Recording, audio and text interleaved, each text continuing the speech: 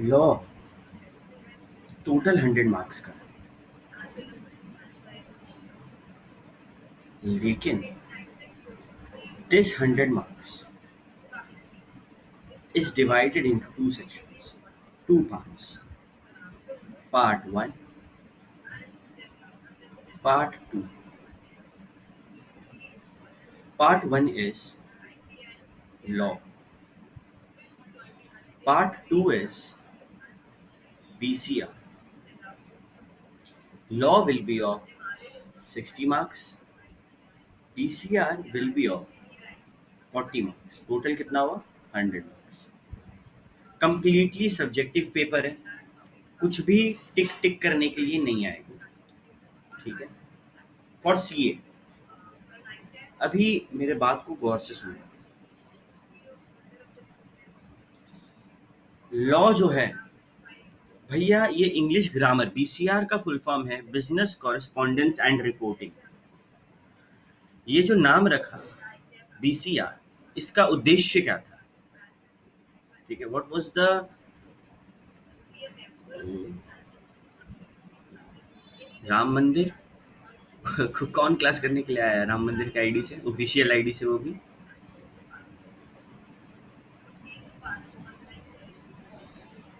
Okay, back to our point. कोई बात नहीं, कोई बात नहीं। अच्छा, तेरा सीएमए है ना प्रदीप? हाँ, तो तेरे लिए ये सब तुमको पढ़ना नहीं है, ये सब सीए का पार्ट है, लेकिन ये इंग्लिश ग्रामर है, तो तुम क्लास अटेंड करो, ठीक है? फायदेमंद है तुम्हारे लिए। सो सीए में लॉ 60 मार्क्स का है, बीसीआर 40 मार्क्स का है। होता क्या है, जब हम लोग आंसर्स लिखते हैं, हम लोग के दिमाग में पता तो है कि क्या लिखना है, लेकिन ये नहीं पता कि कैसे लिखना है। कन्वर्जन में दिक्कत हो रहा है, उसको इंग्लिश में कन्वर्ट करने में दिक्कत हो रहा है। अक्सर ये प्रॉब्लम ना हम लोगों में आता है ज़्यादातर। हम लोग मतलब जो लोग धनबाद, झारखंड, बिहार, ये सब एरिया से। आई एम नॉट सेइंग कि यहाँ के लोगों को अच्छी इंग्लिश नहीं आती है, बट ज़्यादातर जो पॉपुलेशन है, उनका इंग्लिश में हाथ थोड़ा तंग है। And the basic reason is माहौल। यहाँ पे ना माहौल नहीं है। अगर तुम मुंबई जाओगे, तो मुंबई में क्या है ना, no matter from which school you are, एक इंग्लिश का कल्चर बन चुका है। इंग्लिश अगर आता है तो कूल है, काफ़ी है। और अगर मैं यहाँ के लोगों को समझाने की कोशिश करता हूँ, जैसे हमारे स्कूल में, आई एम फ्रॉम डिनोबली, और वहाँ पे एक कल्चर है कि आपको ना स्कूल में इंग्लिश में बात करना है। So whenever I use to say someone कि यार इंग्लिश में बात कर, दे यूज टू से क्या यार, अंग्रेज थोड़ी है हम लोग तो इंडियन है, हिंदी में बात करेंगे। At that point of time I thought, हाँ यार, ये हिंदी को क्या छोटा भाषा थोड़ी है हिंदी, हम लोग हिंदी में बात करेंगे, क्या दिक्कत है?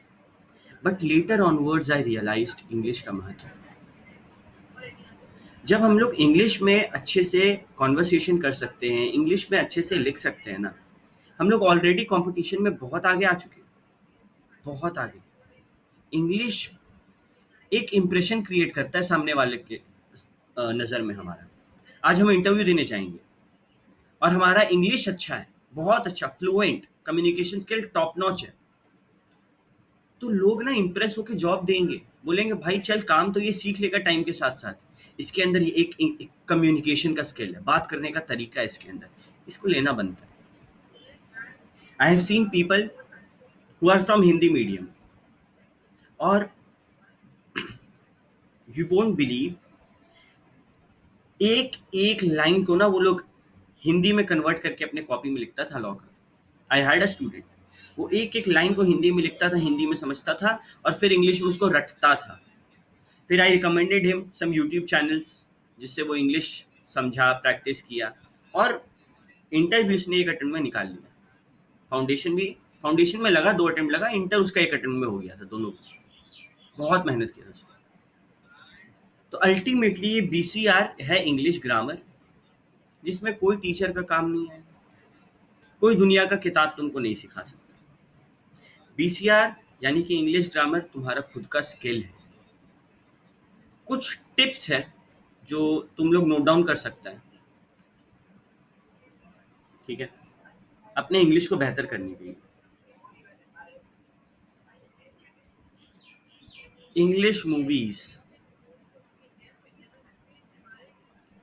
Slash web series. हम तुम लोग को ना कुछ इंग्लिश मूवीज को रिकमेंड करेंगे, वेब सीरीज को रिकमेंड करेंगे और सिखाएंगे भी डाउनलोड कैसे होता है। ठीक है, time to change the content you see. होता क्या है ना, अपन इंस्टाग्राम, यूट्यूब ये सब चलाते हैं, उसमें 30-30 सेकंड का वीडियो आता है और हम लोग 2-2, 3-3 घंटे तक वहां वक्त बर्बाद करते हैं।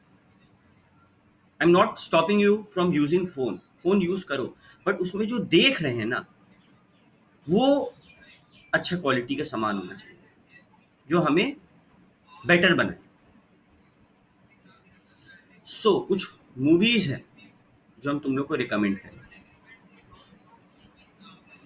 तुम लोग नाम लिख लेना कॉपी में। Pursuit, pursuit of happiness, pirates of Silicon valley,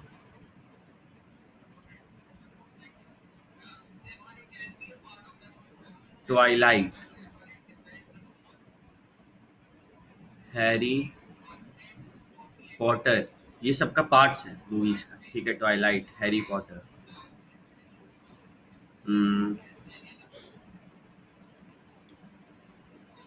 और अगर इंग्लिश मूवीज का बात करें जो तुम लोग देख सकता, फास्ट एंड फ्यूरियस का सारा एपिसोड, सारा मूवीज।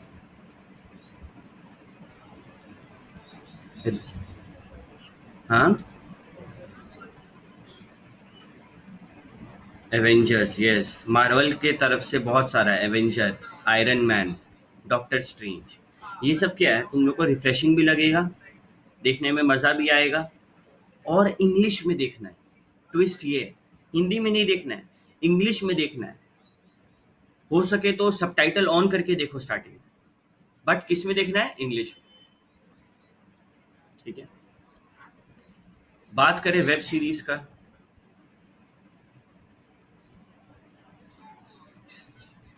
ओके, तो एक वेब सीरीज है लॉक एंड की, नेटफ्लिक्स का।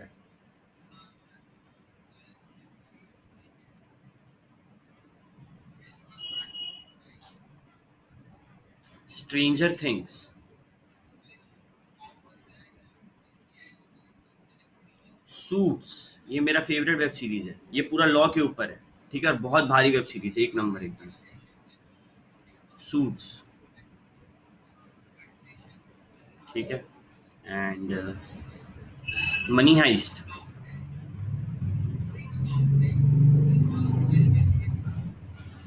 देखो और भी वेब सीरीज है, but let me give you a disclaimer.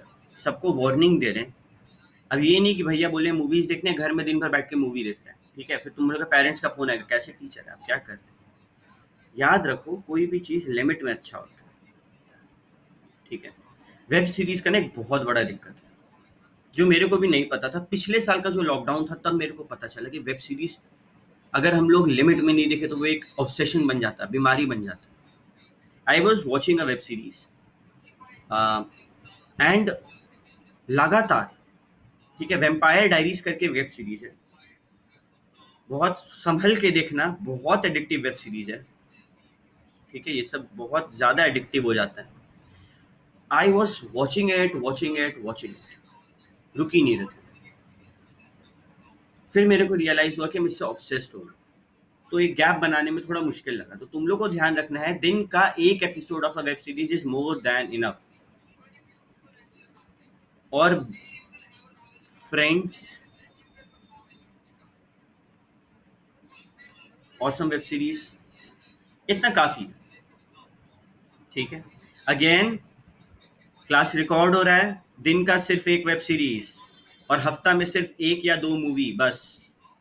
Saturday और संडे मूवी के लिए रखो, मंडे टू फ्राइडे रात दिन भर पढ़ो, शाम में या फिर रात में खुद को गिफ्ट देने के लिए, मतलब होता है शाबाशी देने के लिए एक एपिसोड ऑफ वेब सीरीज बस। उससे ज़्यादा अगर तुम देख रहे हो तो तुम अपना गड्ढा खुद खोद रहे हो। इंग्लिश में देखना, कैसे देखना भैया? स्टेप वन, गूगल पे जाओ, टाइप करो पिकाशो एपीके। ये एंड्रॉयड फोन्स के लिए, सिर्फ और सिर्फ एंड्रॉयड। डाउनलोड करो, एंजॉय करो।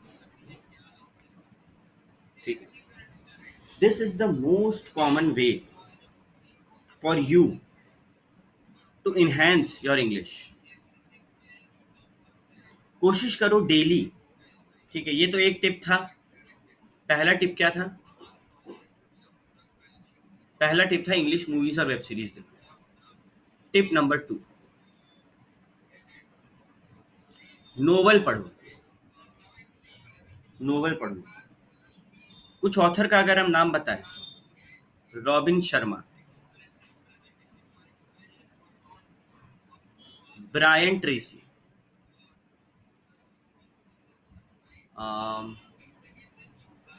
पॉलो कोएलो,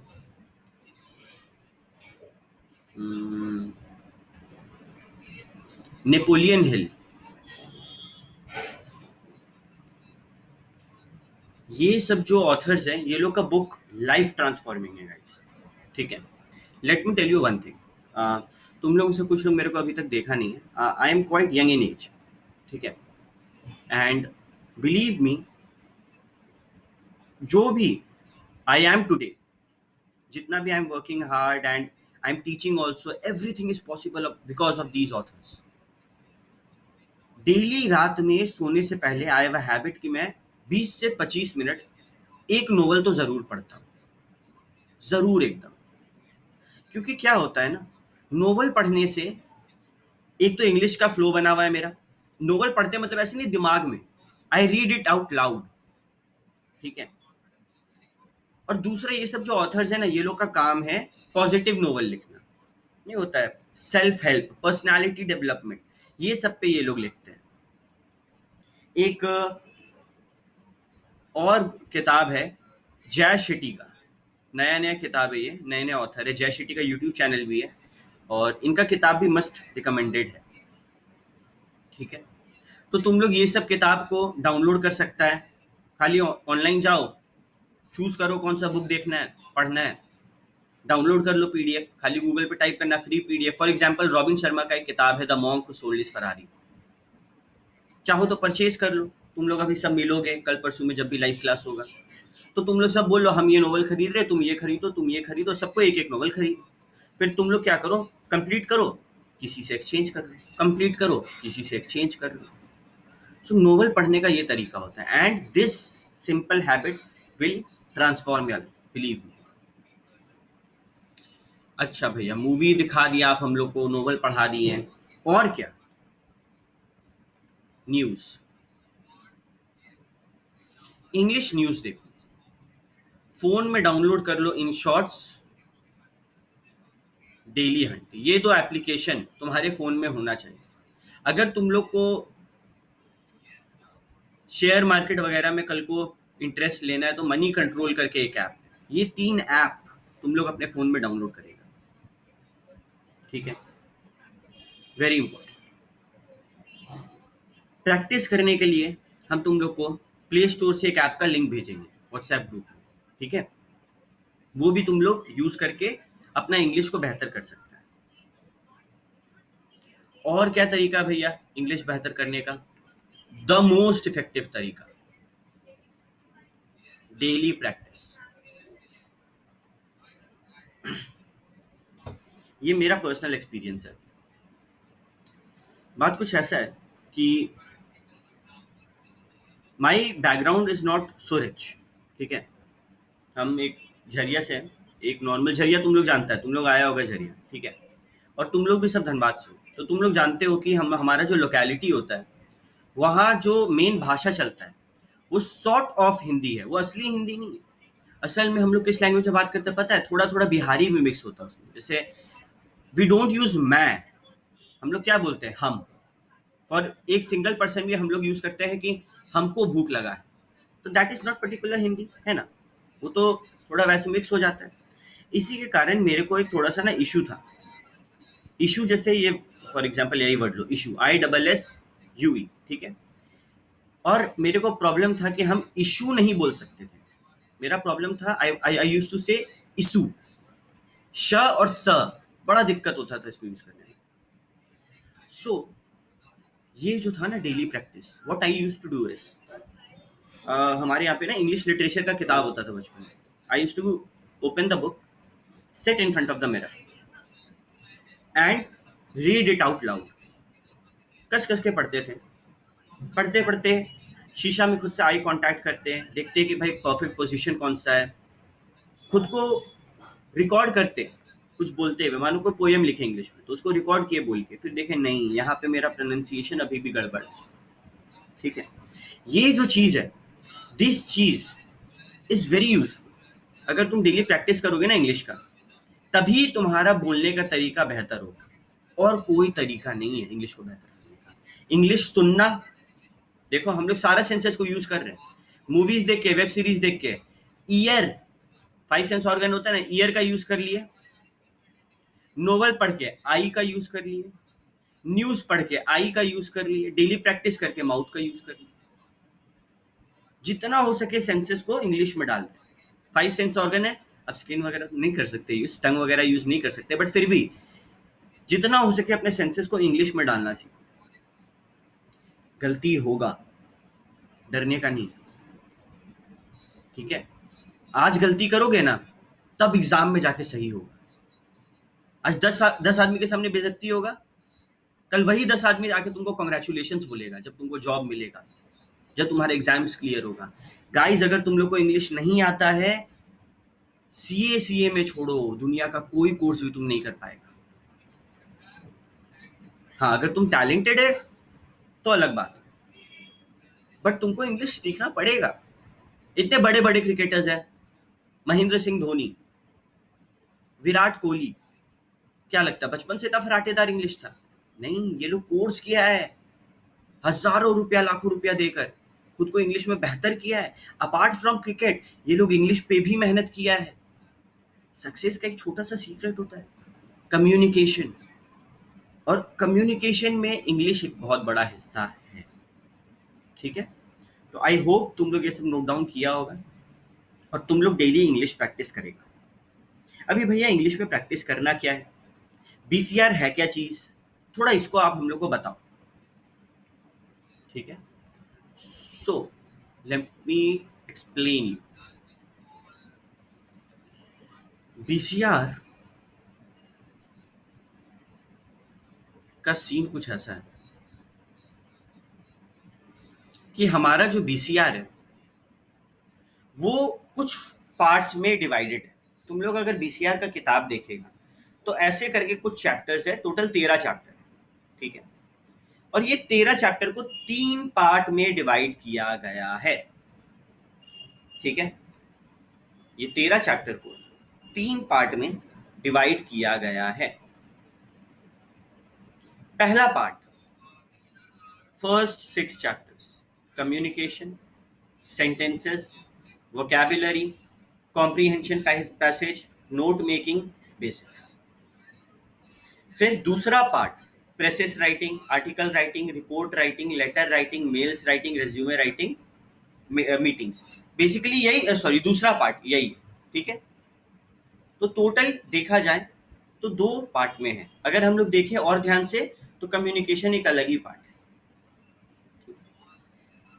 अभी what I have done, I have prepared YouTube videos for all the chapters.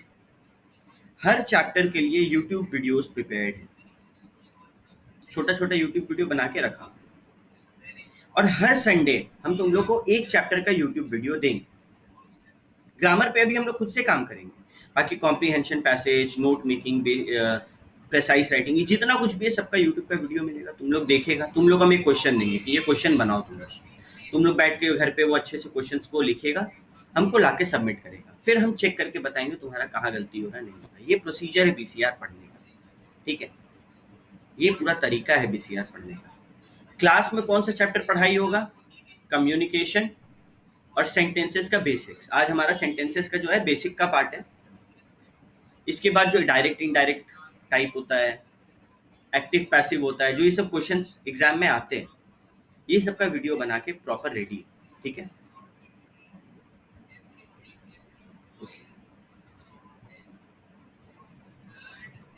So I describe you everything till now. अब हम लोग बढ़ते हैं आज की क्लास में। अगर तुम लोग के सामने किताब है तो प्लीज ओपन पेज नंबर 2.4। अगर बीसीआर का किताब है तो पेज नंबर 2.4 ओपन करो।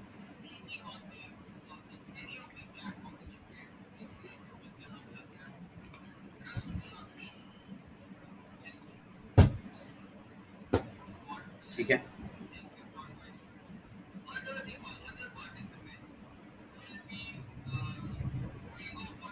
अभी बात को ध्यान से सुनो।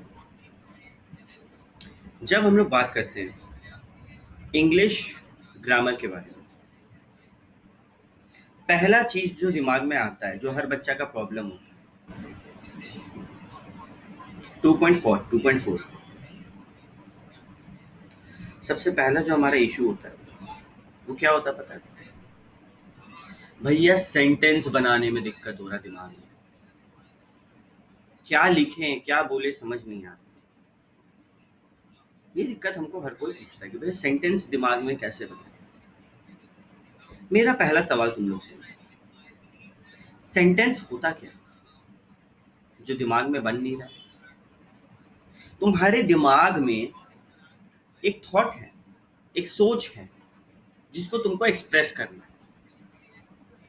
सेंटेंस वो ग्रुप ऑफ वर्ड्स है जिसको तुम बोलेगा तो आगे वालों को तुम्हारा पूरा सोच समझ में आएगा, कंप्लीट सेंस होगा, ठीक है। For example, I want to be a chartered accountant या फिर I want to be a cost accountant. जब हम ये लाइन बोल रहे समझ में आ रहा है कि हाँ भैया क्या बोलना चाह रहे हैं, कंप्लीट सेंस हो रहा है, कंप्लीटली समझ में आ रहा है। सेंटेंस यही है। सेंटेंस मतलब ग्रुप ऑफ वर्ड्स जो पूरा पूरी रीडर को समझ में आए। तुम्हारा थॉट ग्रामेटिकली करेक्ट होना चाहिए, वो ग्रुप ऑफ वर्ड्स को कैसे अरेंज करना है, ये इंग्लिश ग्रामर। कहाँ पे इज आएगा, कहाँ पे ही आएगा, कहाँ पे एस लगाना है, कहाँ पे वीईएस लगाना है, ये सब छोटा छोटा चीज जो है ये इंग्लिश ग्रामर है। ये रूल जो है सारा ये इंग्लिश ग्रामर है। तो सेंटेंस भैया क्लियर हो गया। सेंटेंस का कुछ ट्रिक्स है जो हम लोग बचपन में सीखे थे कि कैपिटल लेटर से स्टार्ट होगा और फुल स्टॉप से खत्म होगा। कभी कभी क्वेश्चन मार्क या फिर एक्सक्लेमेशन मार्क से भी खत्म होता है। ध्यान रहे, सेंटेंस दो पार्ट में। एक सेंटेंस जो हम बताएं ग्रुप ऑफ वर्ड्स, दो पार्ट में। एक होता है सब्जेक्ट, एक होता है प्रेडिकेट। सब्जेक्ट एंड प्रेडिकेट, ठीक है। बेसिकली सेंटेंस का एक हिस्सा को बोलते हैं सब्जेक्ट और एक हिस्सा को बोलते हैं प्रेडिकेट। और इसमें भी बहुत कुछ होता है, direct object, indirect object, preposition का ऑब्जेक्ट क्या है, verb, phrase, complement, conjunction, preposition, बहुत कुछ। बट हम लोग फिलहाल सब्जेक्ट और प्रेडिकेट से डील करते हैं। पहले ये सीखते हैं। पहले समझ में आया सेंटेंस दो हिस्सा में बटा रहता है, सब्जेक्ट प्रेडिकेट। सब्जेक्ट क्या होता है, बड़े ध्यान से गौर से सुनना। Subject is the person or thing about which something is stated। Subject वह इंसान या फिर वस्तु है जिसके बारे में काम किया जा रहा है या बतलाया जा रहा है। क्या बोले हम? सब्जेक्ट वह इंसान या वस्तु है जिसके बारे में सेंटेंस में बतलाया जा रहा है।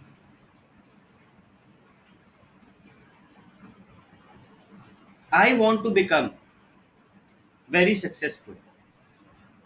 यहाँ सब्जेक्ट क्या है चैट में सबको ये बताओ, किसके बारे में बतलाया जा रहा है?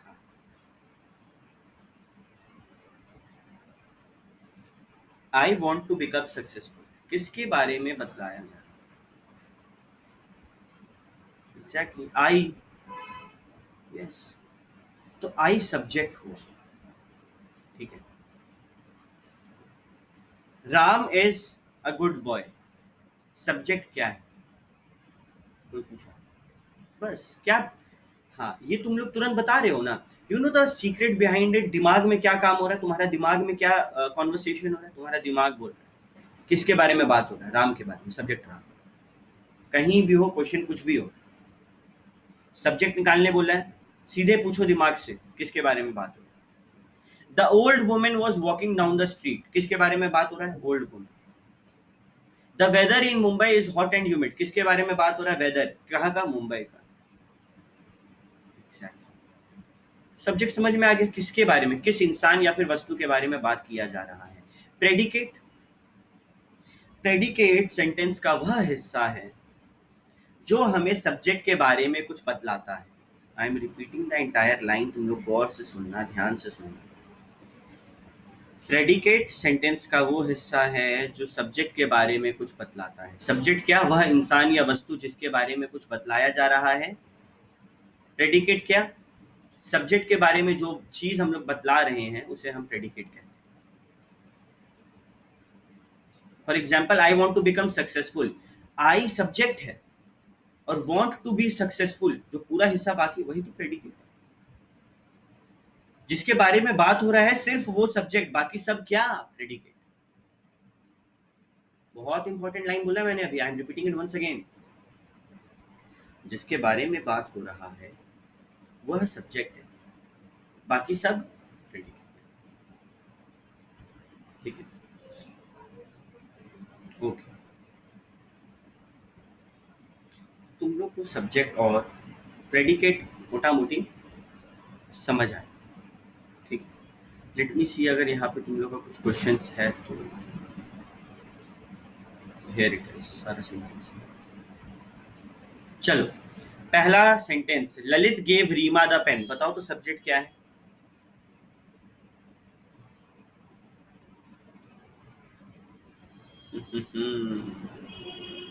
फंस गए ना? पेन। ठीक है, खुद से सवाल पूछो, किसके बारे में बात हो रही है?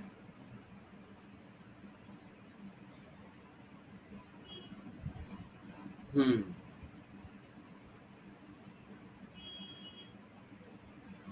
बात हो रहा है पेन के बारे में, है कि नहीं? ललित ने रीमा को पेन दिया, किसके बारे में बात हो रहा है? पेन के बारे में बात हो रहा है। हम लोग ऐसे भी बोल सकते हैं, इसने उसको पेन दिया, बात किसके बारे में हो रहा है? अभी भी पेन के बारे में। ऐसा बहुत सारे ट्रिकी क्वेश्चन हम तुम लोग को व्हाट्सएप पे भेजेंगे आज, स्कैन कर करके। मेरे पास एक किताब है, उसमें तुम लोग बैठना, सॉल्व करना, जब डाउट होगा तो पूछना, मजा आएगा। ठीक है, तो सब्जेक्ट प्रेडिकेट, ये दो चीज तो हम तुम लोग को क्लियर कर दी कि सब्जेक्ट जिसके बारे में बात हो रहा है, प्रेडिकेट क्या बात हो रहा है। Now let us talk about phrases and clause. देखो, सेंटेंस क्या होता है? सेंटेंस का मतलब anything that makes sense, group of words that make sense. Phrase मतलब group of word that makes तो सेंस, समझ में आया बट पूरा बात समझ में नहीं आया। समझ में तो आया भैया जो ये बोल रहा है, पूरा बात समझ में नहीं आया, तो उस चीज को हम लोग इंग्लिश में बोलते हैं फ्रेज का बात हो रहा है। मतलब खाली फ्रेज बोल देंगे तो आगे वाला मालूम है बैठा रहेगा इंतजार में कि और भी कुछ बोलेगा, पूरा बात अभी थोड़ी बोला, आधा बात बोला। फॉर एग्जाम्पल, हम अचानक से बैठे बैठे बोले इन द किचन, क्या है? तुम बैठे रहोगे ना, तुम पूछोगे क्या इन द किचन भैया? Cat is in the kitchen, dog is in the kitchen, mummy is in the kitchen. A beautiful dress, भैया पूरा बात तो बताओ। You are wearing a beautiful dress, she is wearing a beautiful dress, Katrina is wearing a beautiful dress, at 5 o'clock, पूरा बात अभी message कर दिया व्हाट्सएप पे, एट 5 o'clock। तुम लोग पूछोगे ना भैया क्या एट 5 o'clock क्या? क्लास, ब्रेक, कौन सा क्लास? तो यहाँ पे क्या होता है, तुम लोग बैठे रहोगे अगर कि यार पूरा सेंस मेरे को नहीं हुआ, पूरा समझ में नहीं आया, बात समझ में आया, कुछ बोलना चाह रहे हैं भैया बट पूरा नहीं आया, मतलब समझो वो अंग्रेजी में है phrase. Okay, it can not stand alone but can be used as a part of sentence. अकेले नहीं चलता है फ्रेज, फ्रेज तो सेंटेंस का एक हिस्सा होता है। अगर हम सेंटेंस का कुछ हिस्सा को लाके तेरे सामने रख दें, वो फ्रेज है। अभी फ्रेज भी कई प्रकार के होते हैं। पहला, प्रीपोजिशनल फ्रेज, मतलब group of words that begin with a preposition. Preposition क्या होता है, सवाल ये उठा मन में। What is a preposition? Let me show you. ये तो हम लोग जानते हैं कि जैसे कि इन, ऑन, बट हिंदी में हम लोग इसको क्या नाम से पढ़े? अरे थोड़ा भारी वर्ड लिया गया, पूर्व संगर।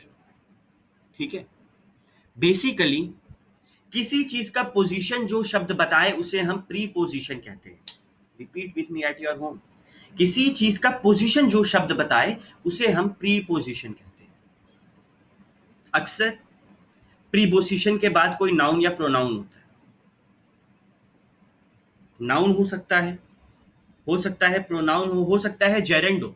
जेरेंड क्या होता है आगे सीखेंगे, वो प्रोनाउन की जगह पे यूज होता है, सॉरी नाउन की जगह पे यूज होता है। But for the time being दिमाग किस बात में लगाना है कि जब भैया किसी चीज का पोजीशन बताया जा रहा है वो होता है preposition. The fan is up, मतलब ऊपर, बताया ना उसका position. The water is in the fridge, in. The cat is under the table, under. The jug is above the table या फिर ऑन द टेबल, ऑन। ठीक है, she gave him, she gave the book to him. Position बताओ, book किसके पास जा रहा है? हिम के पास जा रहा है। हिम के आगे क्या है? टू। तो टू प्रीपोजिशन यहाँ पे। My car stuck in the pit hole, pot hole. Car कहाँ पे है? पॉट होल के अंदर है। पॉट होल के आगे कौन सा शब्द है? In, in preposition. My mother prepares food for the entire family. किसके लिए बन रहा है खाना? फैमिली के लिए। फैमिली के आगे क्या है? फॉर, ये प्रीपोजिशन। तो प्रीपोजिशनल फ्रेज मतलब सेंटेंस का वो हिस्सा, प्रीपोजिशन के बाद वाला हिस्सा। सिंपल हिंदी में बोले, प्रीपोजिशनल फ्रेज मतलब वो सेंटेंस का हिस्सा जो प्रीपोजिशन के बाद में। यहाँ पे देखो ना, प्रीपोजिशन आया टू, उसके बाद पूरा prepositional phrase. My car stuck in the pot hole, preposition आया इन, बाकी पूरा phrase. My mother prepares food for the entire family, for आया प्रीपोजिशन, बाकी पूरा फ्रेज। है कि नहीं? Prepositional phrase are almost always used as adjective or adverb। अक्सर प्रीपोजिशनल फ्रेज को एडजेक्टिव या फिर एडवर्ब्स के तौर पे यूज किया जाता है। Wait a second, just wait a second. कहाँ गया कहाँ गया कहाँ गया कहाँ गया?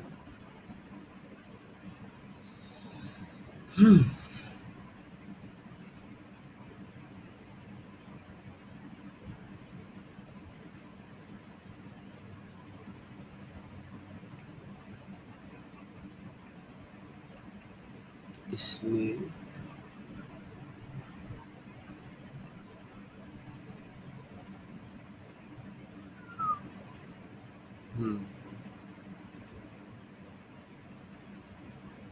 बहुत कुछ नहीं बताया है जो I will have to teach all of you.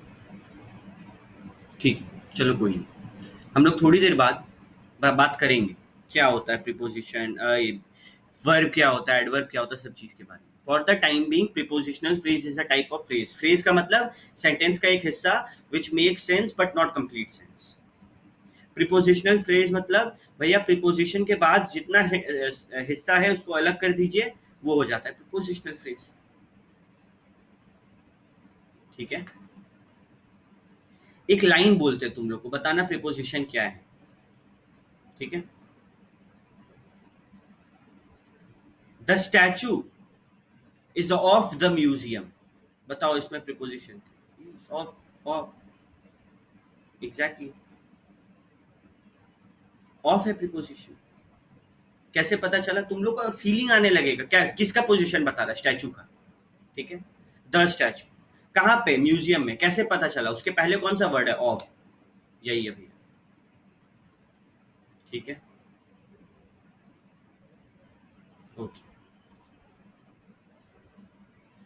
फिर बात करते हैं नाउन फ्रेज के बारे में। नाउन फ्रेज के बारे में, a phrase that does the function of a noun is a noun phrase. Noun का मतलब क्या होता है पता है? संज्ञा।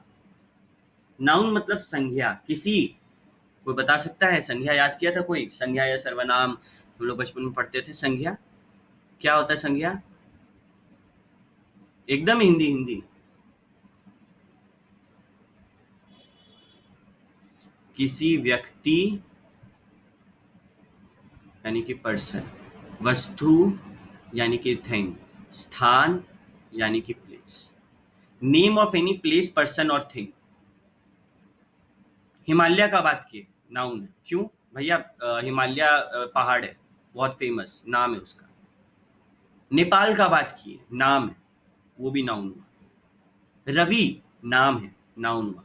रीमा नाम है, नाउन हुआ। ठीक है, कैलकुलेटर, कैशियो कैलकुलेटर नाम है, नाउन हुआ। नाउन का सिंपल मतलब है संज्ञा, यानी कि किसी का भी नाम का इस्तेमाल कर रहे हैं उसको हम लोग क्या बोलेंगे? नाउन बोलेंगे। नाउन फ्रेजेस मतलब,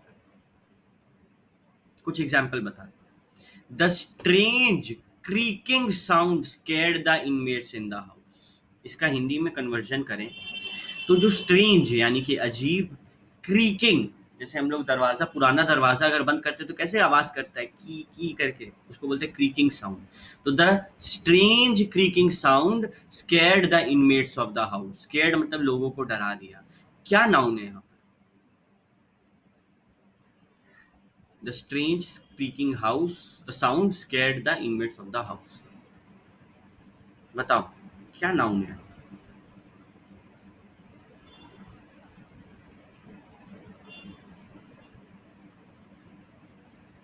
और बस। हाँ,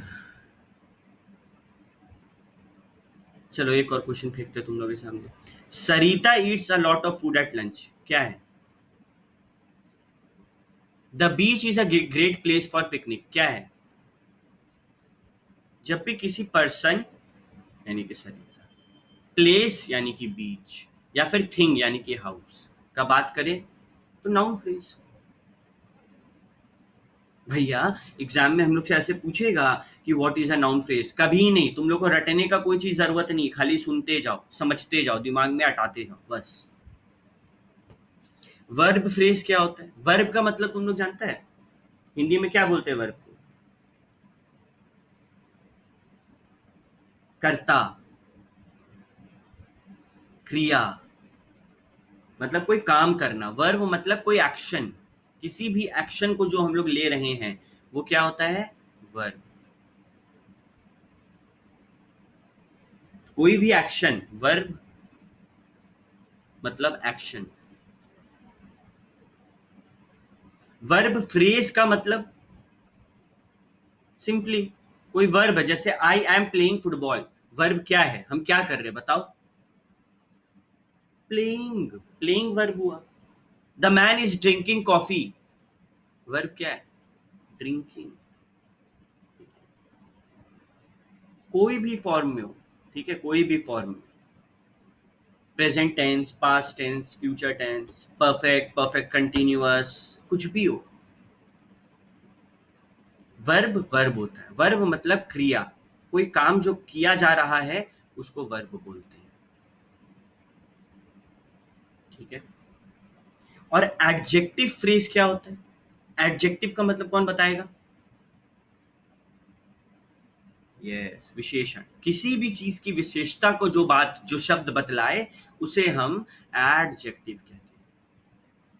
his hand writing is beautiful, adjective क्या है? Beautiful. The man is strong, adjective क्या है? स्ट्रॉन्ग। ठीक है। तो फ्रेज मतलब सेंटेंस का वो हिस्सा जो उठा के तेरे सामने रखे तो सेंस नहीं बन रहा है, कुछ समझ में आ रहा है लेकिन सब कुछ समझ में नहीं आ रहा है।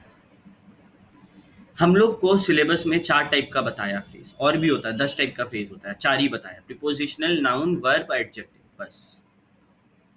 कुछ भी याद करने लायक नहीं है, खाली समझना था। क्लॉज क्या होता है?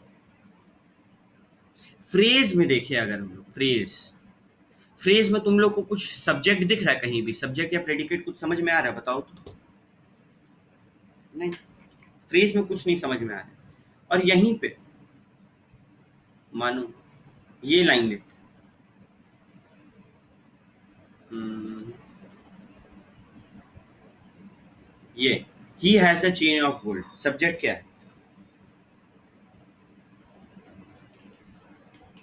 ही। बाकी पूरा प्रेडिकेट, समझ आया? तो बेसिकली क्लॉज यानी कि ऐसा ग्रुप ऑफ वर्ड जिसमें सब्जेक्ट भी है, वर्ब भी है, प्रेडिकेट भी बन रहा है उसका। हमको लग रहा है पूरा बात है लेकिन नहीं है। यहाँ ट्रिक। हम तुमको एक लाइन बोले, तुमको लगा ये पूरा बात है, तुमको लगा ऐसा, सच्चाई ये नहीं है। फॉर एग्जाम्पल, हम फॉर एग्जाम्पल एक लाइन बोले, आई एम वर्किंग आउट। तुमको लगा कि भैया बता रहे कि वो जिम जाते हैं। पूरा बात तो पता ही नहीं। I am working out for the past 1 year, ये मेरे को पूरा लाइन बोलना था, पूरा सेंटेंस था। I am working out for the past 1 years, उसमें से हम सिर्फ एक हिस्सा तुमको बताएं, आई एम वर्किंग आउट, तुमको लगा यही पूरा सेंटेंस है। क्लॉज मतलब ट्रिक होगा तुम। क्लॉज में सब्जेक्ट भी है, प्रेडिकेट भी है, वर्ब भी है, सब कुछ है, लेकिन पूरा सेंटेंस वो नहीं है। वो खुद में एक सेंटेंस लग रहा है, वो है नहीं। अगर वो खुद में एक सेंटेंस हो तो उसको हम सेंटेंस नहीं बोलेंगे भैया, क्लॉज क्यों बोलेंगे? फ्रेज मतलब पूरा गया बित्ता चीज है भैया, बीच में से उठा के 4 गो वर्ड दे दिया। समझ में आ रहा है कुछ बोलना चाह रहा है, क्या बोलना चाह रहा है पता नहीं। क्लॉज हमको लग रहा है कि भैया वो पूरा बात बोल दिया, बट सच्चाई ये है कि वो पूरा लाइन अभी तक नहीं। क्लॉज 2 प्रकार के होते हैं। एक होता है मेन या फिर इंडिपेंडेंट क्लॉज, एक होता है सबऑर्डिनेट या फिर डिपेंडेंट क्लॉज। पहले बात करते हैं इंडिपेंडेंट क्लॉज या फिर मेन क्लॉज। शब्द वर्ड है देखो ना, मेन, इंडिपेंडेंट, मतलब इसको अगर अकेले में भी लिखेंगे ना तो लगेगा कि पूरा बात बोल दिया। He has a chain of gold, लग रहा है ना? क्या बोलना चाह रहा है कि उसका सोना का चेन है। रीना लिव्स इन लंदन, क्या सुन के लग रहा है कि रीना लंदन में रहती? पूरा बात समझ आ रहा है हम लोग को। एक होता है डिपेंडेंट क्लॉज, मतलब सब्जेक्ट भी है, प्रेडिकेट भी है, लेकिन कंप्लीट सेंस नहीं बनाएगा अगर हम अलग कर देंगे तो। फॉर एग्जाम्पल यही जो लाइन है इसको हम ऐसे लिखते हैं, he has a chain which is made of gold. ठीक है। अभी क्या हो रहा है, मानो यहां से हम सेंटेंस को अलग कर दें, तो ये जो लाइन है ही हैज अ चेन, तुमको लगा कि हाँ ये तो पूरा है, ये हो गया इंडिपेंडेंट। खाली हम इतना भी बोलेंगे ही हैज अ चेन, तुमको लगेगा ये पूरा बात है। लेकिन अगर हम तुमको बोले which is made of gold, खाली हम तुमको ये बोल रहे हैं, मानो हम ये पूरा छुपा दिए, ये चीज छुपा दो, खाली इतना बोलेंगे, which is made of gold. समझ आ रहा है? खाली अगर हम तेरे सामने आके बोल दें which is made of gold, कुछ नहीं बोले और, तो एक फीलिंग आ रहा है ना कि भैया कुछ और बोलेंगे अभी, भैया कुछ और बोलेंगे। ये होता है डिपेंडेंट, मतलब सब्जेक्ट है देखो ना, which subject, made of gold predicate, लेकिन किसके बारे में बात हो रहा है नहीं समझ आ रहा है, कंप्लीट सेंस नहीं हो रहा है। For example, this is the place, ये पूरा इंडिपेंडेंट है। हम खाली इतना बोल देंगे दिस इज द प्लेस, तुम लोग बैठा रहेगा। वेयर द एक्सीडेंट है, ये सब ऑर्डिनेट है। ये मदद कर रहा है इंडिपेंडेंट क्लॉज को कि और बेहतर से समझ में आए। He has a chain which is made of gold, ये जो बीच में डाले ना word which is made of gold, ये थोड़ा और बेहतर कर रहा है सेंटेंस को, बस इसका यही काम। इंडिपेंडेंट क्लॉज अपने में समझ में आ जाता, लेकिन डिपेंडेंट क्लॉज को डाल के सेंटेंस को और बेहतर कर रहे हैं ताकि जरा सा भी कंफ्यूजन ना आए। ठीक है, चैट में फटाफट यू लिख के भेजो, समझ आ रहा है तो।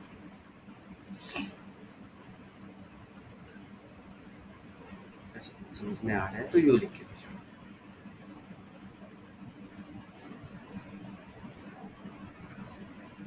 रश्मि को आया, अंशु, ऋतिक, प्रीत, केशव, आयुष।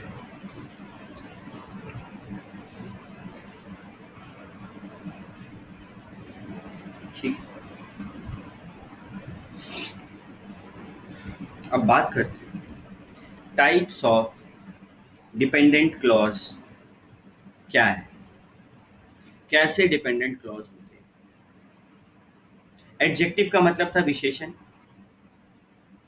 तो एक होता है एडजेक्टिव क्लॉज, मतलब एक एडजेक्टिव के तौर पे यूज किया जाता है। For example, the star performer at the concert chose dresses which would look good on her. मानो ये सेंटेंस को अलग कर, खाली हम तुमको ये जो सर्कल में है ये लाइन बोलते हैं आकर, which would look good on her, तुम वेट करता ना कि हम और क्या बोलना चाह रहे हैं। ये है डिपेंडेंट क्लॉज। तुम मानो रूम में खड़ा है, वो कंसर्ट का तुम मैनेजर है, एक बड़ा सा कॉन्सर्ट हो रहा है, ठीक है। उस कॉन्सर्ट में शर्ली सेठिया गाना गई, हम रूम में घुसे, पहला केस, केस वन, हम घुसते के साथ बोले the star performer at the concert chose dresses. ठीक है, तुम ये सुना, तुम्हारा मन में क्या होगा पता है, यही पूरा सेंटेंस है। हमको आके ये बंदा रिपोर्ट कर रहा है कि वो अपना ड्रेस चुन लिया, पहला केस था। केस टू, तुम खड़ा है अपना काम कर रहे, हम आए और हम आते के साथ बोलते which would look good on her. तुम कंफ्यूज फील नहीं कर रहा सेकंड केस में, which would look good on her क्या बात कर रहा है। फिर हम उसको बोलेंगे कि ड्रेस का बात हो, है ना। क्या गुड लगेगा उसके ऊपर ये तो बताओ, ड्रेस गुड लगेगा। एडजेक्टिव क्लॉज मतलब आधा हिस्सा तो हमको बता दिया, विशेषता तो बतला दिया उस चीज का कि वो चीज गुड है, बट वो चीज क्या मेरे को यही नहीं पता। ठीक है, एडवर्ब क्लॉजेस, एडवर्ब का मतलब कोई बच्चा बता सकता है हिंदी में।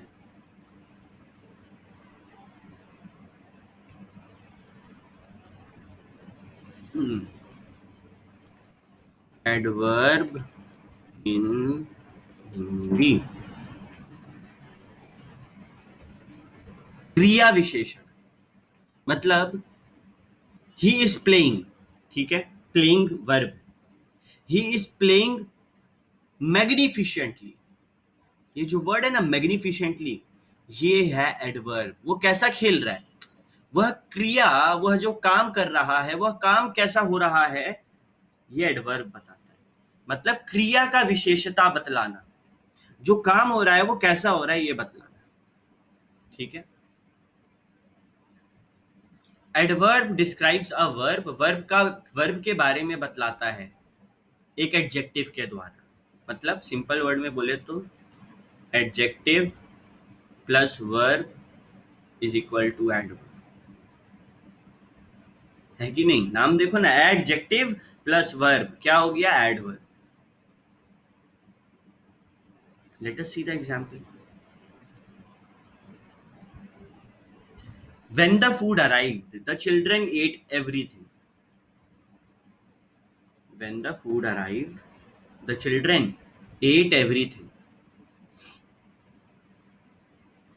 ठीक है, यहां पे बताओ वर्ब क्या है।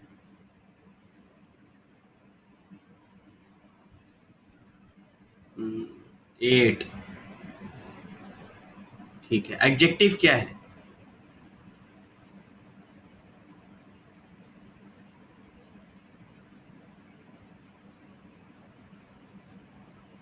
कोई बोल रहा है एवरीथिंग। एडजेक्टिव का मतलब क्या होता है?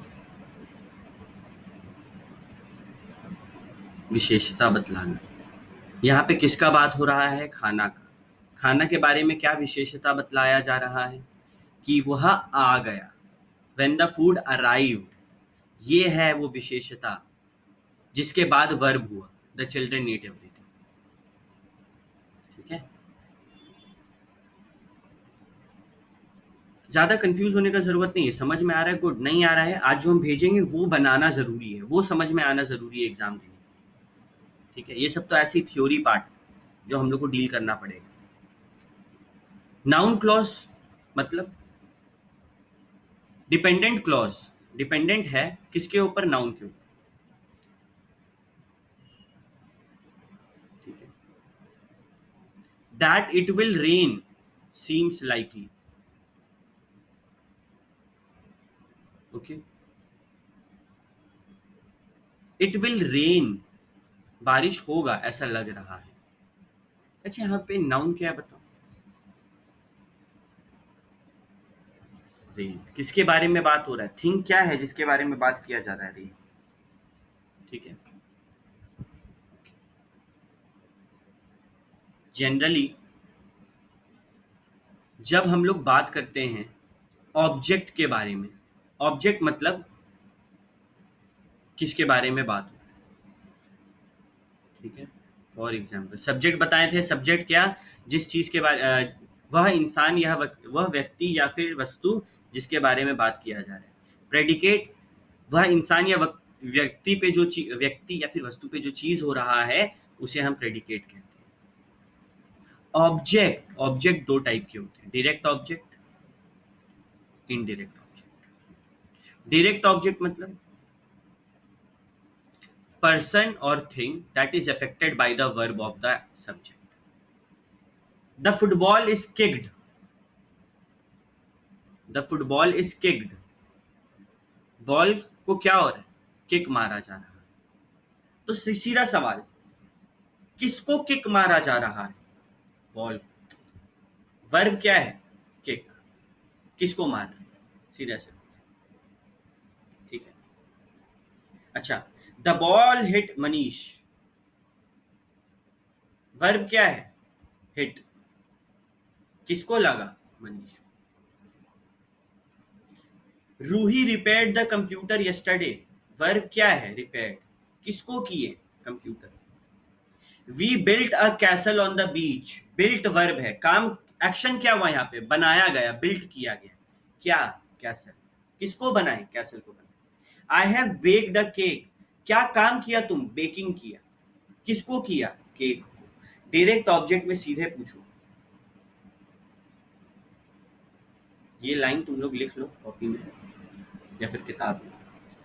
वर्ब क्या है, पहला ये सवाल होना चाहिए। जो भी इसका जवाब आएगा सीधे किसको। ठीक है,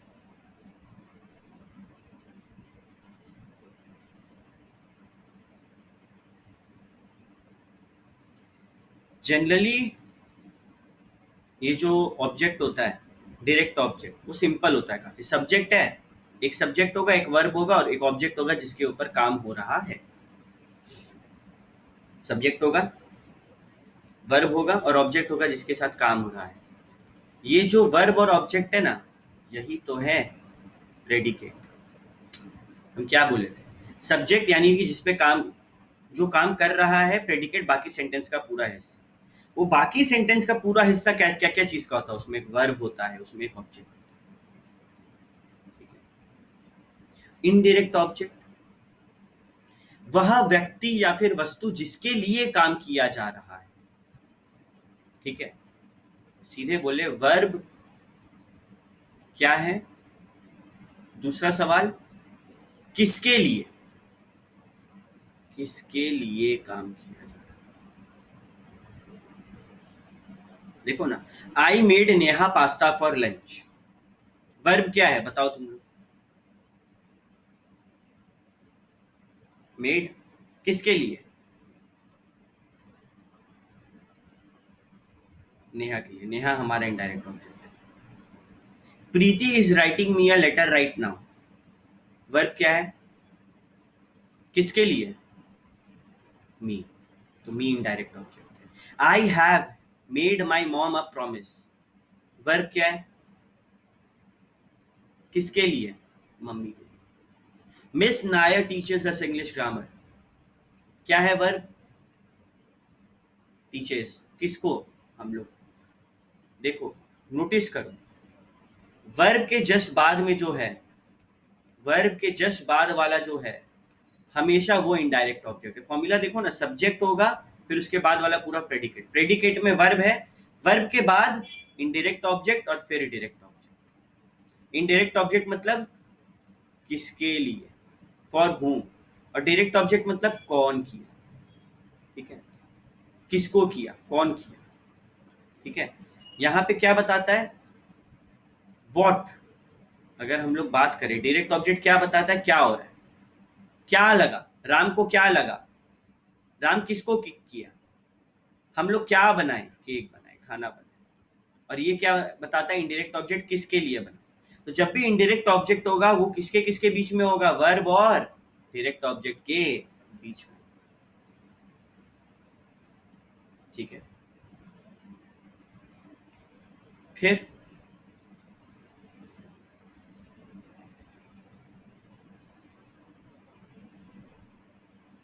हम लोग भैया इनडायरेक्ट ऑब्जेक्ट और डायरेक्ट ऑब्जेक्ट के बीच में डिफरेंस कैसे निकालेंगे एग्जाम में?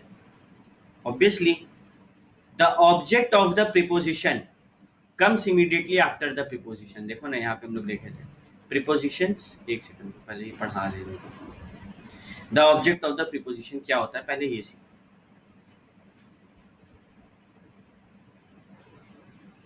The object of a preposition is a noun, या फिर नाउन का फ्रेज, या फिर प्रोनाउन, जो कि प्रीपोजिशन के बाद में आता है और उसका मीनिंग को कंप्लीट करता है। जैसे कि इस केस में, the dog is looking at, किसको देख रहा भाई, द माउस। ये जो वर्ड है द माउस, इसको अंग्रेजी में बोलते हैं ऑब्जेक्ट ऑफ द प्रीपोजिशन। मतलब प्रीपोजिशन जो है वो किसके लिए है। The ball is on the table, अरे किसके लिए बात हो रहा है, ऑन के, हम खाली इतना बोल दिए the ball is on. Wait करेगा ना आगे क्या बोलेंगे। अगर हम ये नहीं बताएंगे तुमको खुजली मचेगा पूरा बॉडी में, किसके ऊपर है बॉल बताइए। The ball is on the table. अब लगा यस।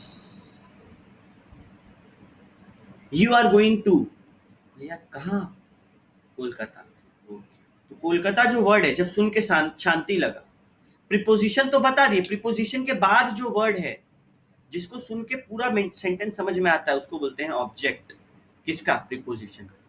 अगर प्रीपोजिशन के बाद ये वर्ड को नहीं लगाएंगे ना, कोई फायदा नहीं। ठीक है, तो भैया हम लोग इनडायरेक्ट ऑब्जेक्ट क्या है और ऑब्जेक्ट ऑफ द प्रीपोजिशन क्या है, दोनों के बीच में अंतर कैसे निकालें। दोनों अलग अलग कॉन्सेप्ट है। ठीक है, देखो ना, यहाँ पे देखो, Lalit gave Reema the pen. बताओ तो ये क्या है, क्या चीज का केस है, इनडायरेक्ट ऑब्जेक्ट का बात कर रहा है या फिर ऑब्जेक्ट ऑफ द प्रीपोजिशन का। Lalit gave Reema the pen, और कौन सा ऑब्जेक्ट, इनडायरेक्ट ऑब्जेक्ट। ऑब्जेक्ट हम लोग पढ़े तीन टाइप का, direct, indirect, object of preposition. इस तीनों में डायरेक्ट का बात है नहीं, इनडायरेक्ट है या फिर ऑब्जेक्ट ऑफ प्रीपोजिशन है। पहला वाला Lalit gave Reema the pen. अब बताओ,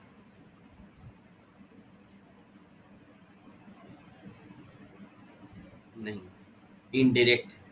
देखो प्रीपोजिशन यहाँ पे कहाँ है, Lalit gave Reema the pen, कोई भी प्रीपोजिशन है इसमें, बताया जा रहा है पेन का पोजीशन कहाँ पे, या फिर रीमा कहाँ पे, या फिर ललित कहाँ पे, कुछ नहीं बताया, कोई चीज का पोजीशन बताया ही नहीं। तो ये क्या है, इनडायरेक्ट ऑब्जेक्ट। जबकि second line, Lalit gave the pen to Reema, यहाँ पे बता दिया ना टू, ये टू क्या है, यही तो प्रीपोजिशन।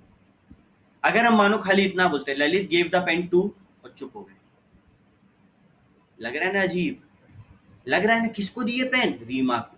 ये है ऑब्जेक्ट ऑफ प्रीपोजिशन। देखो ध्यान से सुनो, ऑब्जेक्ट ऑफ प्रीपोजिशन का मतलब कोई प्रीपोजिशन होगा उसके बाद ऑब्जेक्ट आएगा।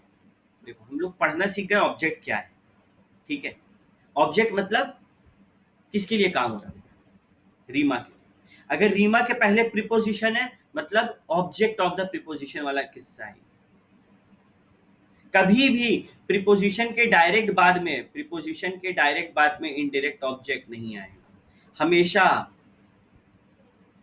ऑब्जेक्ट प्रीपोजिशन के बाद में जब ऑब्जेक्ट आए हम लोग क्या बोलेंगे, ये है ऑब्जेक्ट ऑफ द प्रीपोजिशन। तीन टाइप का होता है object, direct object, indirect object, object of the preposition.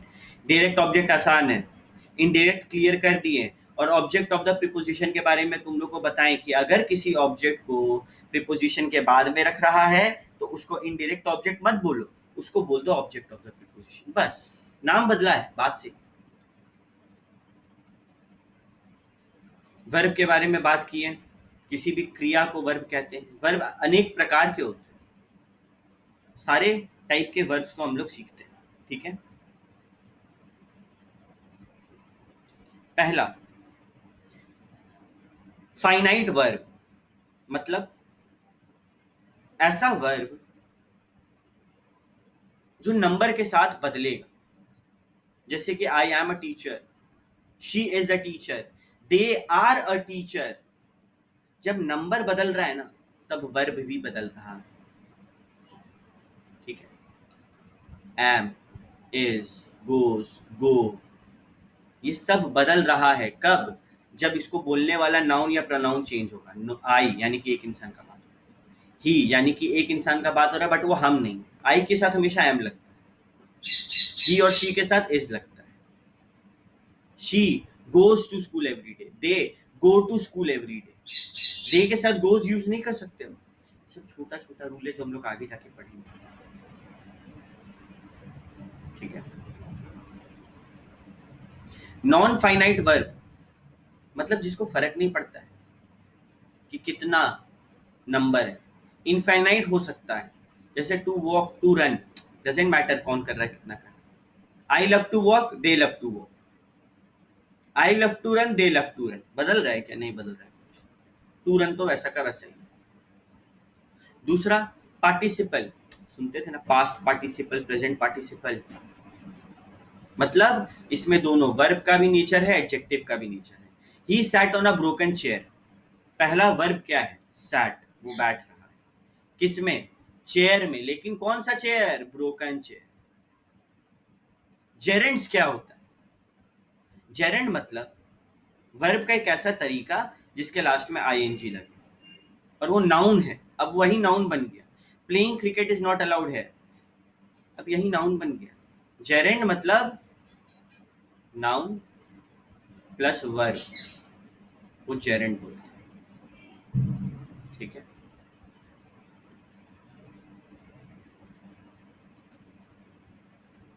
ऐसे होता है ऑक्सिलरी वर्ब, मतलब इसको बोलते हैं हेल्पिंग वर्ब, याद रखो।